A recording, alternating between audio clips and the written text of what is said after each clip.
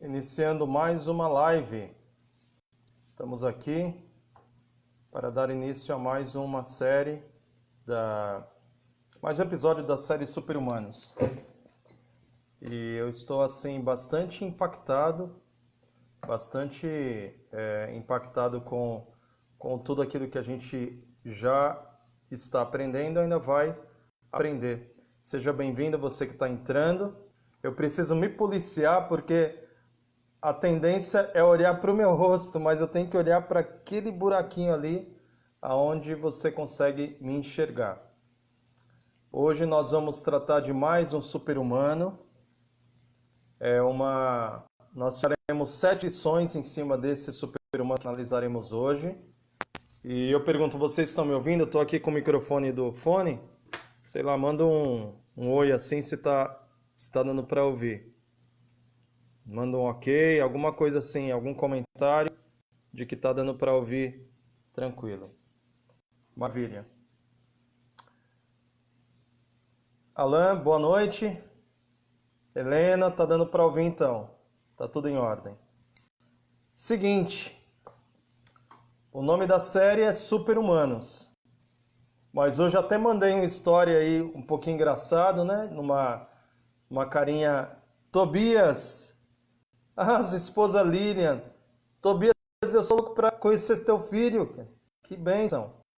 Ei, Tati, Júlia, Leones, Gonzales, Kelton, Cleide. Que maravilha. Nossa, eu tô achando o máximo, hein? Sara.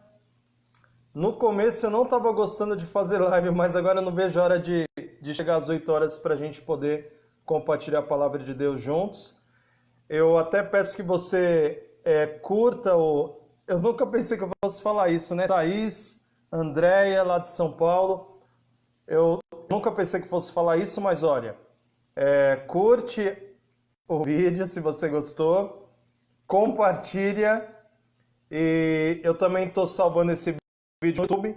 Você pode acessar o canal Júlio Gerva, lá vão estar todas as lives, e você pode também curtir, se inscrever no canal e compartilhar.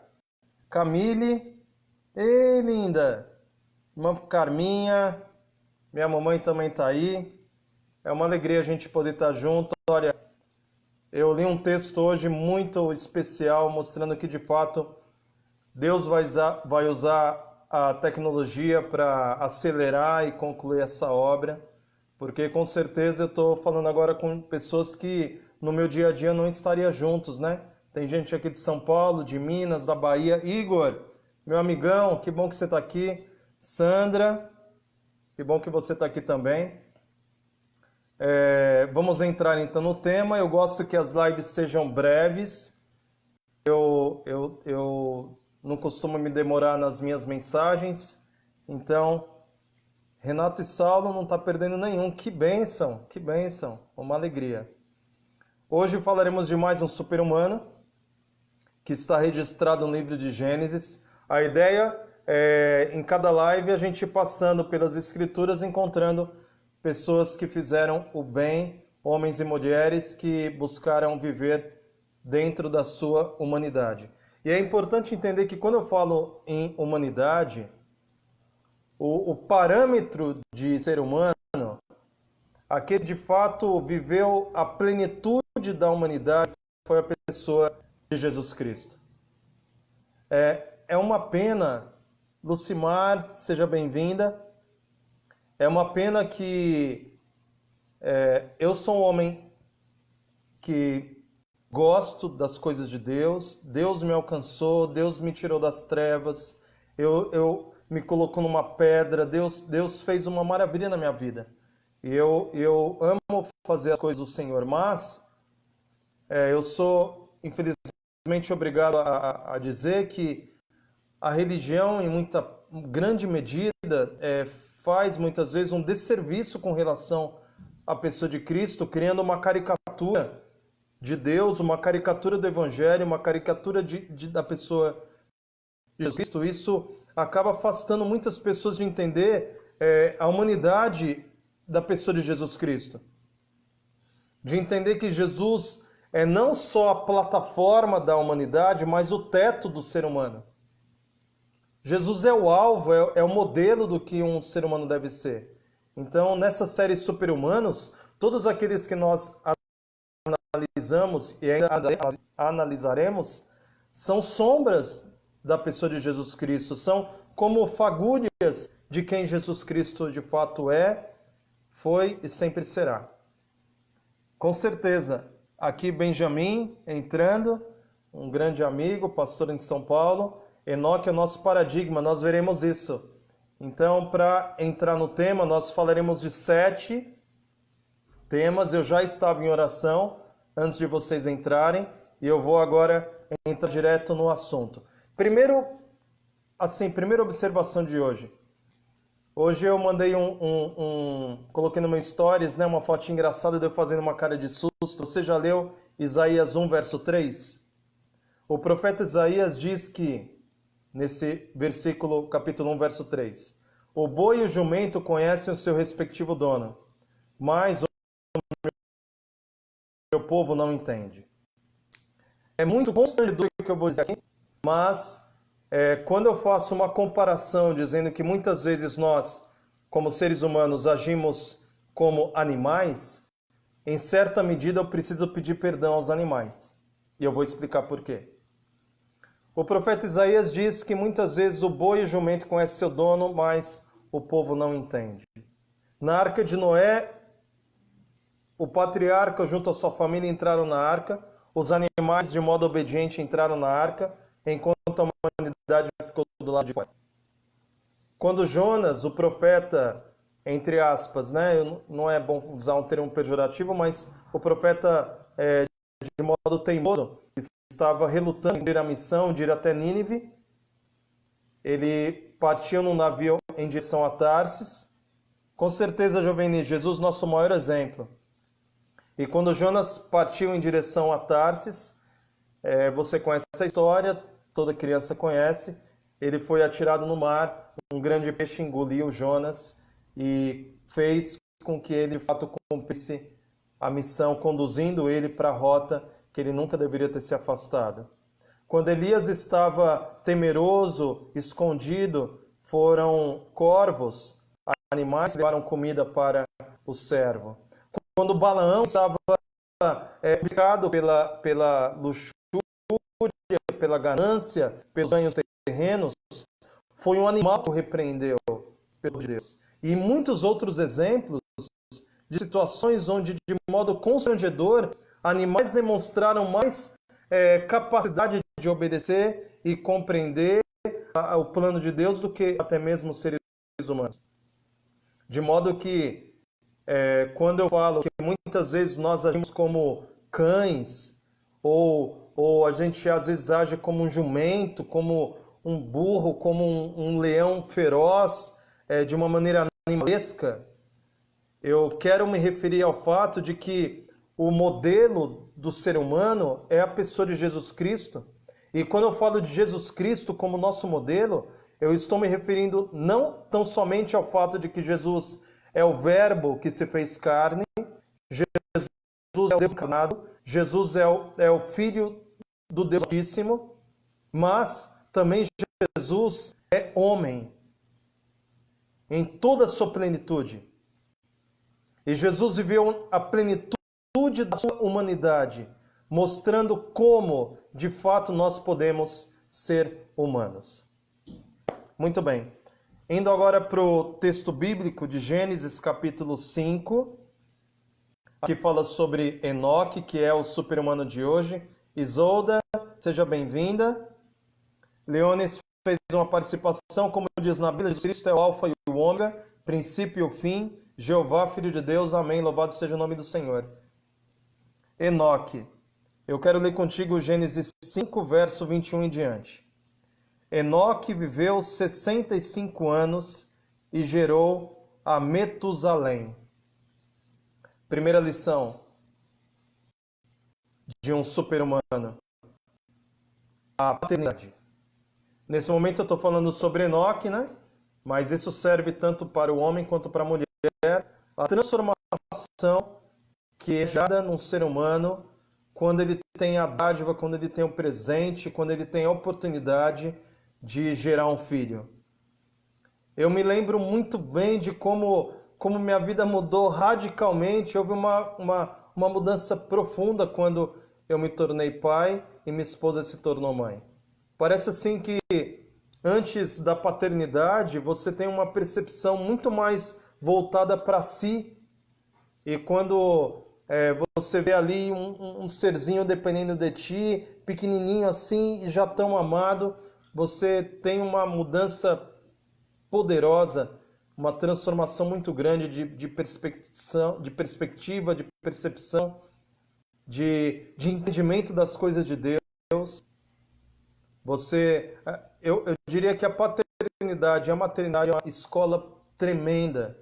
E Enoque passou por essa escola. Enoque teve esse privilégio. Um ser humano, um ser humano genuíno, um ser humano conforme a imagem de Deus, ele dá muito valor à paternidade e à maternidade. E isso é importante num período do mundo onde a gente está vendo barbaridades, de conflitos entre pais e filhos, de perda de amor genuíno entre aqueles que compartilham o sangue. Primeira lição de um super-humano, a paternidade. E o interessante aqui nas Escrituras, quando vai falando de Gênesis capítulo 5, vários personagens bíblicos apenas está escrito assim: e viveu tantos anos, gerou filhos e filhas. Viveu tantos anos, gerou filhos e filhas. Como se, de fato, gerar filhos é um dos propósitos do ser humano. A geração de filhos, a educação de filhos, a manutenção dos filhos, você trabalhar pela família, tudo isso faz parte de uma missão humana. E até mesmo as aves fazem isso. Mesmo os leãozinhos, as leoas e os leões cuidam dos seus leãozinhos. E se até os animais se importam com seus, quanto mais o ser humano. Segunda lição aqui que a gente vai tirar do texto. Diz aqui em Gênesis 5, verso 22. Andou Enoque com Deus. E depois que gerou a Metusalém, viveu 300 anos. E teve filhos e teve filhas. Que verso tremendo! Enoque andou com Deus por 300 anos. Os dias de Enoque eram dias em que a vitalidade de um ser humano não era medida apenas em dezenas de anos. Enoque, durante 300 anos, ele andou com Deus. Sabe, eu não sei quanto tempo você tem de evangelho. Eu não sei há quanto tempo que a palavra de Deus vem batendo no seu coração. Mas nós temos o desafio de vivermos, Mosé Alves, nós temos o desafio de vivermos algumas décadas na presença de Deus. Alguns, na verdade, como ladrão na cruz, vão viver os últimos instantes na presença de Deus. E me deixa maravilhado o fato de que Enoque andou 300 anos com Deus. 300 anos. Eu vejo nisso que Enoque nos dá uma lição de perseverança e fidelidade. E num tempo onde os pactos são quebrados de modo muito fácil, num tempo onde compromissos são anulados, às vezes, na porta do cartório, é importante aprendermos a lição de que um ser humano ele desenvolve perseverança e fidelidade. Isso se aplica tanto numa questão vertical entre ser humano e Deus, quanto numa relação horizontal entre seres humanos e outros seres humanos. E de fato, se nós somos capazes até mesmo de cuidar de animaizinhos, se você tem um cachorro dentro de casa, você tem um gato dentro de casa, você tem fidelidade para com esse animal. Ele depende de você para comer, ele depende de você para uma série de coisas, para remédios e tudo mais. Se nós somos capazes de termos fidelidade com o cão, e muito mais um cão ter fidelidade conosco, quanto mais nós não devemos ter fidelidade para com Deus e para com os nossos semelhantes. Ângela, quanto tempo? Verdade. O que é mais importante, prática ou teoria? Nós, como assim, pensamos como muitas vezes os gregos pensavam, temos essa dificuldade, mas teoria sem prática é hipocrisia, e prática sem teoria é bater a cabeça. Então, prática com teoria é o casamento perfeito. E um ser humano, ele deve ter teoria, seja ela da experiência da vida, mas, sobretudo, uma teoria aplicável, prática. Daniel, seja bem-vindo. Marli, Rita. Primeira lição, a aprendizagem de modo mais humano. Segunda lição, paternidade. Terceira lição, Enoque andou com Deus por 300 anos. E agora eu assim, meditei na Bíblia, voltou. Nós estamos numa época de muito frenesi religioso, muito êxtase. Tem pessoas que julgam que andar com Deus sei lá, experimentar uma espécie de sensação de perca de sentidos, falar em línguas que são desconhecidas no Evangelho, e ter experiências que beiram ao misticismo, beiram ao transe coletivo, uma espécie de catarse. Há muitas pessoas que julgam que andar com Deus é representado por essas coisas. Porém, eu vejo na vida de Enoque que andar com Deus, você tem intimidade com Deus. Andar com Deus é você cumprir os deveres da vida cotidiana. Eu vejo na Bíblia que andar com Deus não tem necessariamente a ver com milagres, com experiências sobrenaturais. Deus é muito econômico nas questões de milagres. Os evangelhos ocorre uma explosão na pessoa de Cristo, mas se você vê a Bíblia como um todo, há uma contingência muito econômica com relação a eventos sobrenaturais. Porém, é a vida diária que representa andar com Deus. É um trabalho honesto, é você ser digno nas pequenas coisas, é você cumprir a sua palavra, de repente arrumar a sua cama, poder ter um convívio íntegro. São coisas do dia a dia, são coisas de buscar pureza de coração. Olha só que maravilha, andar com Deus buscando pureza de coração, se dissociando das coisas que são más. Porque, como diz o salmista, não me assento na roda dos escarnecedores. É você não ter comunhão com as coisas das trevas, isso significa andar com Deus. É você poder andar com integridade, sem pontos escuros, sem segredos diante dos homens que serão inevitavelmente descobertos diante de Deus, porque não existe pecado que permaneça oculto. Andar com Deus envolve você estar diante do mundo, diante das pessoas e diante do céu, de maneira íntegra, honesta, porque a palavra diz: bem-aventurados os limpos de coração, porque esses verão a Deus. Mansidão, sem um olhar soberbo, arrogante, tudo isso envolve andar com Deus. E Enoque andou com Deus por 300 anos. Enoque andou com Deus. Submissão. Quanta coisa a gente poderia falar sobre andar com Deus. Resistir à tentação. Eu acredito que Enoque é um ícone da vitória sobre o pecado.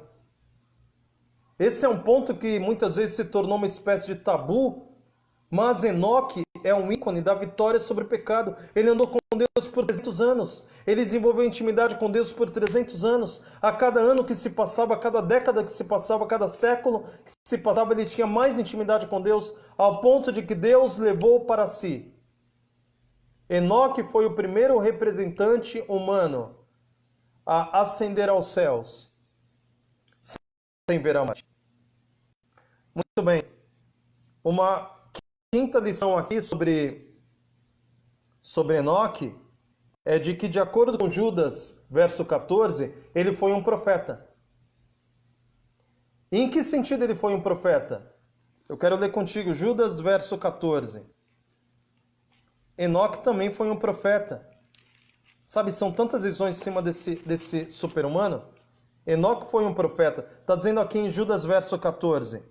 Quanto a estes, foi que também profetizou Enoque, o sétimo depois de Adão, dizendo: Eis que veio o Senhor entre suas santas miríades, para exercer juízo contra todos e para fazer convicto todos os ímpios, acerca de todas as obras ímpias que impiamente praticaram, e acerca de todas as palavras insolentes que ímpios pecadores proferiram contra ele.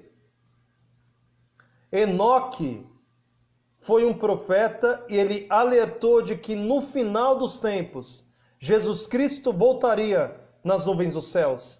Isso é tremendo. Um homem que viveu no princípio da criação, antes do dilúvio, ele profetizou o que aconteceria. E ele foi um profeta tanto anunciando um evento futuro, quanto exortando aquelas pessoas que viviam na sua geração para que abandonassem os seus pecados. E aqui vai um ponto importante e delicado de um humano. Um super-humano, uma pessoa que vive na integridade da humanidade, ela muitas vezes tem que sair do politicamente correto. Ela precisa dizer, em dados momentos, que certas coisas não são de Deus. Ela precisa dizer, olhando nos olhos de uma pessoa que está errada, que ela está errada. Com risco de perder uma amizade, com risco de perder o prestígio, perder o status, mas um homem de Deus, uma mulher de Deus, necessariamente, porque se nós não reprovarmos o pecado, de acordo com o livro de Ezequiel, entre tantos outros, nós nos tornamos coniventes com o pecado. E se nós formos coniventes com o pecado, jamais herdaremos o reino dos céus.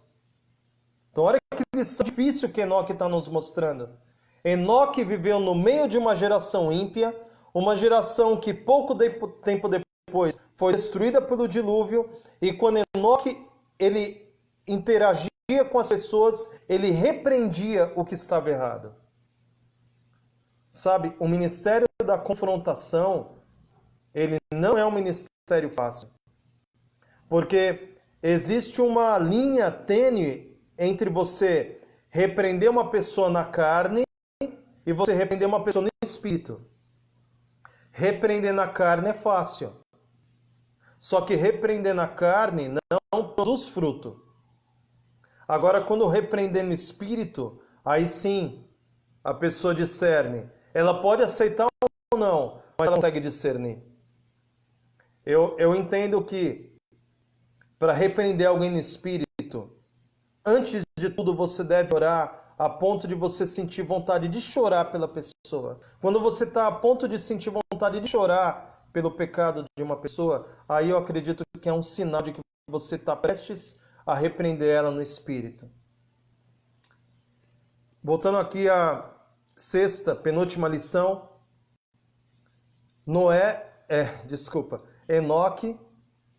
Enoque, ele evitava más associações. Sabe, a gente está num momento difícil do mundo. 85% da população mundial, de acordo com uma pesquisa que eu vi recentemente, hoje mora em centros urbanos. E não se associar com pessoas más vivendo em centros urbanos é praticamente uma impossibilidade. Eis porque eu vejo que o povo de Deus, no decorrer das Escrituras, na grande parte do tempo, eles procuravam viver afastado das cidades.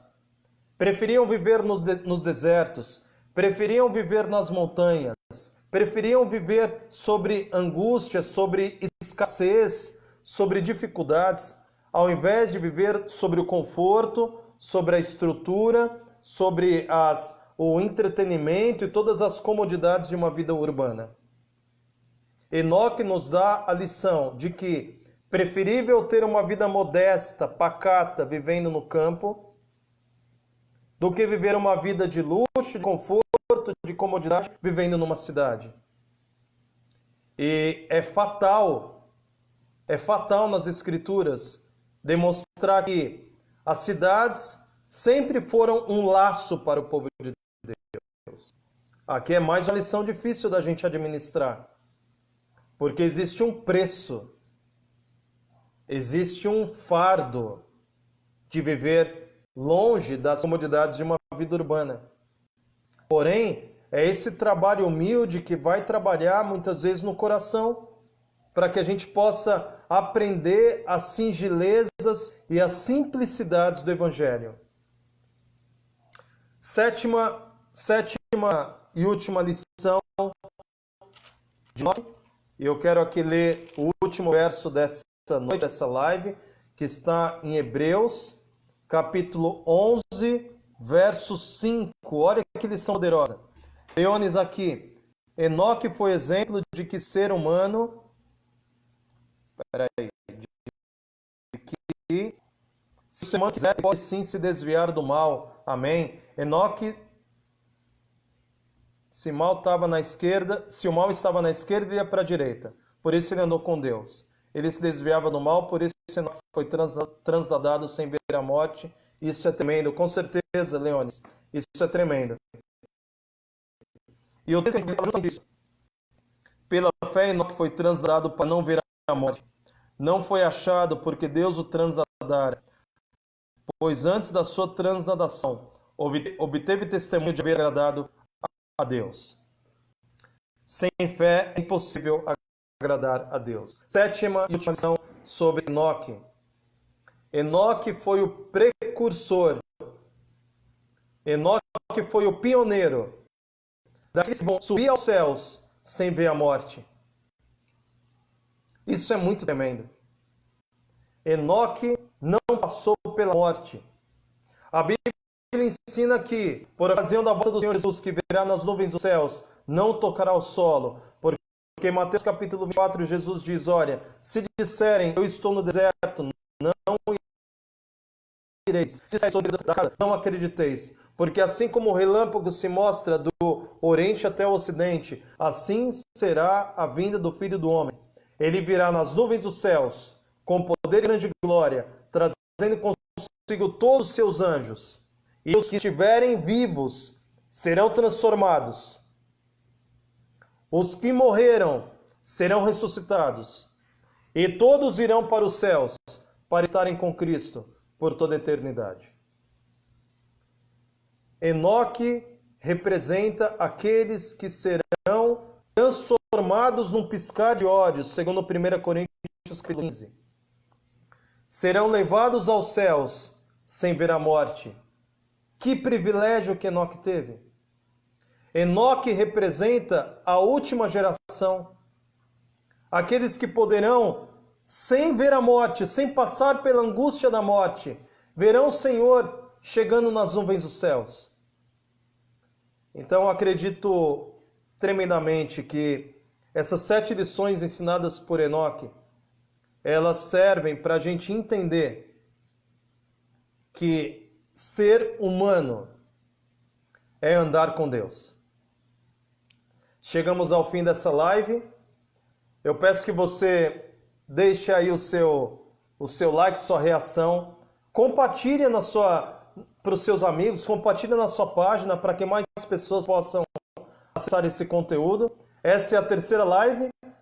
Eu já estou um pouquinho mais acostumado. Daqui a um pouco acredito que a gente vai conseguir trazer conteúdos cada vez melhores. Mas compartilhe, ajuda esse material chegar a mais pessoas. Logo mais esse material também estará no YouTube, no canal Joeli Gerva. Você pode se inscrever também no canal e ajudar esse material a crescer. Eu nunca imaginei que fosse, sim, Tobias, amanhã tem live, todos os dias às 8 horas. E se eu também não conseguir acompanhar na live, o material também estará no YouTube, no canal Joeli Gerva. Pode acessar no YouTube, se inscrever e vamos juntos. E deixa eu todos andar com Deus.